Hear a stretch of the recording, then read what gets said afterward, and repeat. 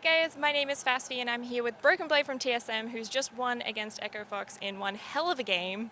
I actually don't even know how to interview this kind of a game. It was just so back and forth, so much happened. So I kind of want to start off by asking, how are you planning on going into that game with your draft that you had and their draft, and what was the game plan starting out? Usually we thought that Sona is going to be banned because just everyone hates to play against it, and it's just always going to be the same playstyle. You know, if you don't win early game, it's going to be really hard. And yeah, I mean, we didn't think Sona would be open, but we were happy with picking it. And then yeah, the game turned out to be a complete fiesta later on, like a lot of fights, and yeah, but we just turned out to get the win. Right, so you were like kind of surprised that you were able to pick Sona at the start, and that's maybe like why you guys didn't really go so well in the early game. I would say usually it's the bot lane that falls behind, but in this game our bot lane did really well. They were farming every minion. Usually you get denied minions in this matchup, but they did very well. It just we died mid 2v2, which caused us to have a way slower game, and I also had a counter matchup where I can't do so much. For example, I can't roll mid lane. I have to use my TP in lane and stuff like that. So it was just a very weak early game from us today. Yeah. All right, and so let's talk a bit about the team comp that you guys had. What was your win conditions as a team, and like, what was your win conditions? Usually when you play with Sona, the win condition is not to die early game or get past the minute 15 mark or 20 and then go mid and fight. And that's what we did. And I think it was at the second Drake where we first won our fight. And after that, I was already thinking, okay, this game is going really well. And then I think after we were winning some fights, we got really cocky and started to fight more and more and have like luxury fights that we didn't need to take, but we took them.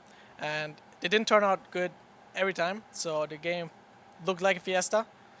And at the end, we backdoored them, which was really funny, but we shouldn't win games like that. In the end, it was a fiesta. I want to talk a bit about where the engage comes from your team comp. Is that the role that kind of was put onto you with Khaled, or was it shared among multiple players among the team?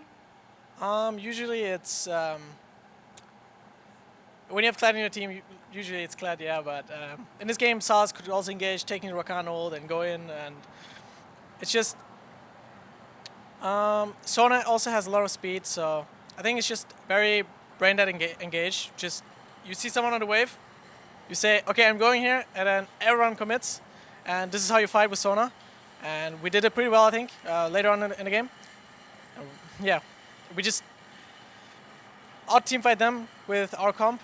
Our comp was just way better in team fighting, and Poppy didn't have a lot of value. If he had, for example, an AD jungler or an actual AD carry, not Sona, Poppy would have been a very strong pick. But Poppy was only good against Kled this game, so this is why also we had way better team fights than them, I think.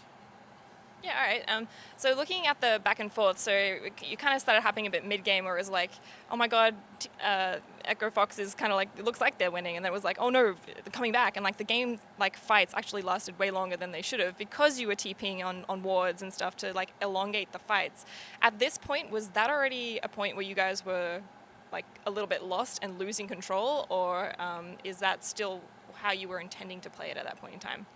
I think there was a time where we got one inhib, and then Nash was about to spawn, and we were like, okay, if they go to Nash, we were going bot, but it was the wrong play. We just delayed the game by like 5 minutes just from giving them Nash for free.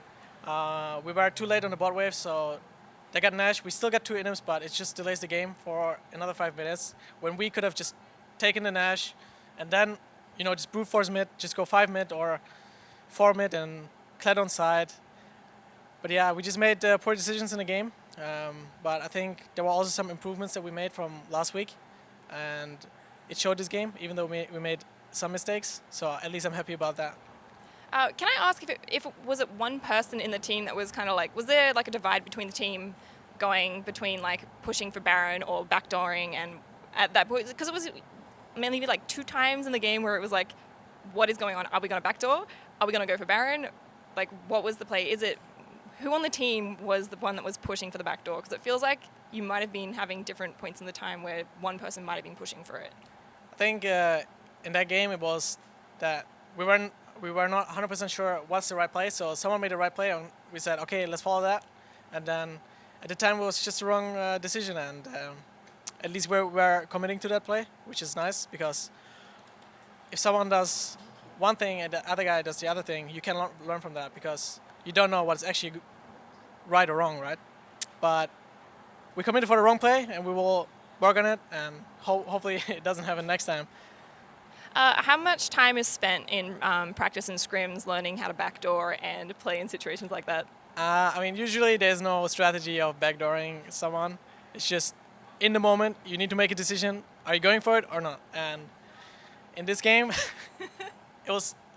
I think Fox could have won that game if they wanted to, because in that very moment, backdoor was our only choice. When 3 people died, we tried to ult with clap mid. It was our only choice. So I think if only Zaya bases, we cannot end. Yeah. But they didn't think about it, and we got the win because of their mistake. Okay. Going back to play this game a second time, is there anything you guys would have done differently? Obviously, there's probably a lot, but is there any moment that like jumps out that you were like, this was the point where we could have had it and ended it prior to all the backdooring, maybe? Yeah, I think it was the second Nash. If you just play for Nash instead of trying to go for the bot play, we thought we can end the game by going through bot and we were faster, but they had a Mountain Drake. And I think if you go for the Drake, for the Nash, the game will be over in the next like 2 to 3 minutes. All right, thank you. I think that's all I have for you today. Unfortunately, it was one hell of a show. You guys had me like off the edge of my seat, honestly. It was a great game to watch. Was it a great game to play in the end, even though you like... Yeah, there was. I mean, I had fun playing the game. Yeah. Usually, playing Kled is always nice because you can engage. You have this nice mechanic with your passive. It's just, yeah, it was fun for me. But I can clearly see that we had a lot of mistakes that game. So definitely gonna work on that. Going into these games, were you guys already feeling pretty like confident? And are you now maybe feeling not so confident in the games coming to help secure you guys into playoffs? Our last week of practice went pretty good, I think. I think that we made a lot of new goals, and I think we showed improvement in scrims, and also some improvements in the game today. We still had some mistakes that we're trying to work on, and we're still working on it. And hopefully we will do less mistakes in the game tomorrow. I'm sure that at some point we will do mistakes, and that's fine as long as we learn from it. And in the last week we got a new addition from Peter, our academy coach, and Reginald is also helping a bit, and it's showing, I think. Yeah, I don't know what to say. Awesome. After a game like this will be my last question, I promise. After a game like this, as you guys like leave the arena, what does a night time after a game like this look like for you guys? Usually, after the games, I like to go out with the team and eat, talk about the game, talk about other things as well. Especially when you lose, it's very bad to stay at home, I think, and you're just like sitting there, being depressed, you know. But we usually go out with the team and kind of reset our mental. Especially on Saturdays, it's really good to go out, do something, even if it's not like food or something. It can be anything. Just literally just go out, walk, talk, you know. We usually do that, and it makes me feel way better for tomorrow. Yeah. All right, so good food and good laughs. All right, thank you so much. Is there anything you want to say to any fans out there? Nope. All right, thank you. That's going to be it from us here. If you want to check out anything else esports, you can check out all the videos around here somewhere. And yeah. You know, I'm in China right now, and I wish I was at LCS doing interviews, but I'm also so happy to be over here covering the LPL. But I still feel adrift in these big cities, you know, just disconnected from everything around me. I just don't know what I'm supposed to be. And what do we say when we feel this way? Alienware.com/Travis, promo code Travis10 off. No, that's not it.